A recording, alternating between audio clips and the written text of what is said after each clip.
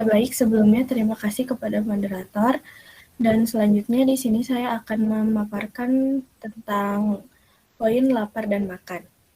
Lapar dan makan adalah adanya sejumlah mekanisme fisiologis yang menjadi dasar rasa lapar yang biasanya akan berkontraksi di dalam perut, sehingga pesan kimia berjalan ke otak yang berfungsi sebagai sinyal untuk memulai perilaku makan. Nah, di sini lapar secara fisik mempunyai ciri-ciri. Pertama, secara fisiologis seseorang merasakan perut lapar dan tak bertenaga. Kedua, keinginan makan tidak akan hilang walaupun Anda mencoba untuk menunggu. Ketiga, keinginan makin besar seiring berjalannya waktu.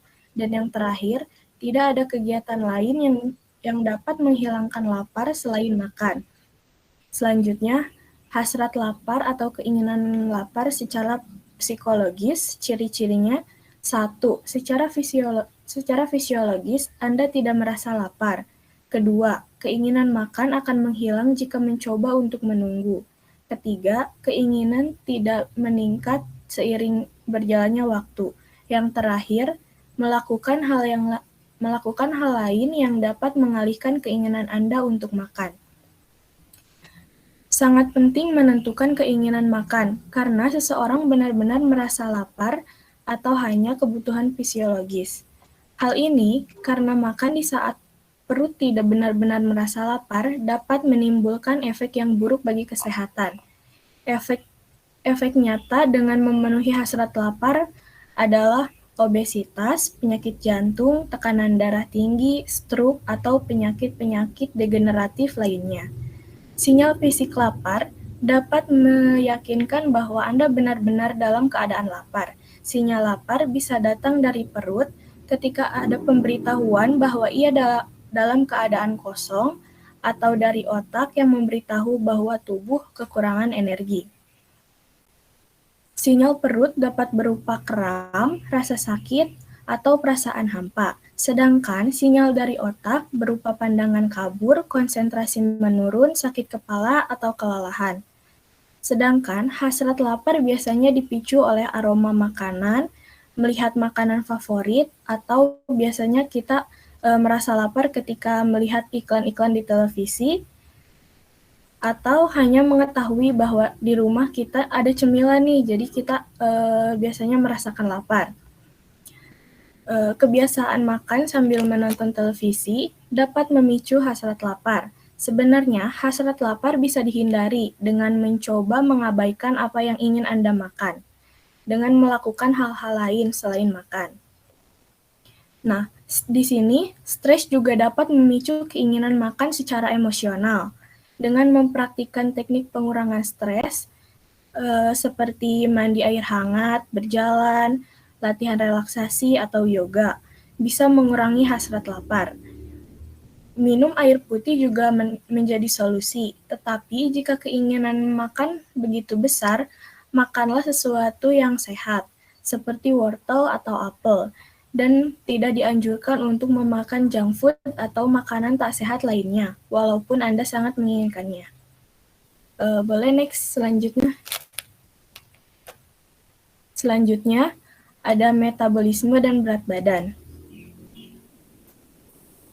Tingkat metabolisme seseorang adalah jumlah energi yang dikeluarkan dalam jangka waktu tertentu. Dan ada variabilitas individu yang luar biasa dalam tingkat metabolisme kita. Orang dengan tingkat metabolisme yang tinggi mampu membakar kalori lebih mudah daripada orang dengan metabolisme yang rendah. Selanjutnya, berat badan. Berat badan kita dipengaruhi oleh sejumlah faktor, termasuk interaksi gen lingkungan dan jumlah kalori yang kita konsumsi versus jumlah kalori yang kita bakar dalam aktivitas sehari-hari. Jika asupan kalori kita melebihi penggunaan kalori kita, tubuh kita akan menyimpan kelebihan energi dalam bentuk lemak. Jika mengkonsumsi lebih sedikit kalori daripada yang kita bakar, maka lemak yang disimpan akan berubah menjadi energi.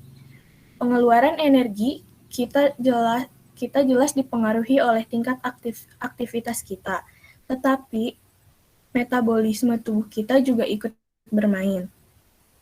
Di sini, kita semua mengalami fluktuasi berat badan dari waktu ke waktu. Tetapi, umumnya, berat badan kebanyakan orang berfluktuasi dalam batas yang sempit, tanpa adanya perubahan ekstrim dalam diet atau aktivitas fisik.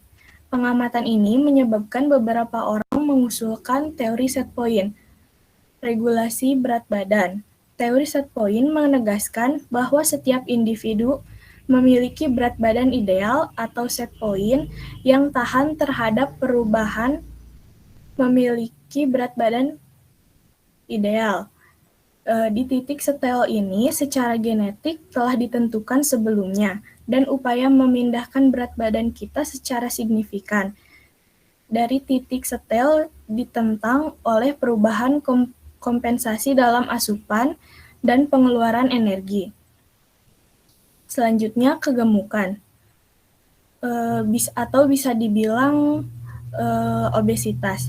Terjadi karena penumpukan lemak yang berlebihan di tubuh dan biasanya dipicu oleh ketidakseimbangan antara asupan makanan dan pengeluaran energi. Seseorang dikatakan obesitas jika memiliki indeks massa tubuh atau IMT lebih dari 25 Joule. Direktur medis dari Rochester City for Behavioral Medicine mengaku sering membantu pasien yang berjuang dengan obesitas dan berujung pada masalah kesehatan mental.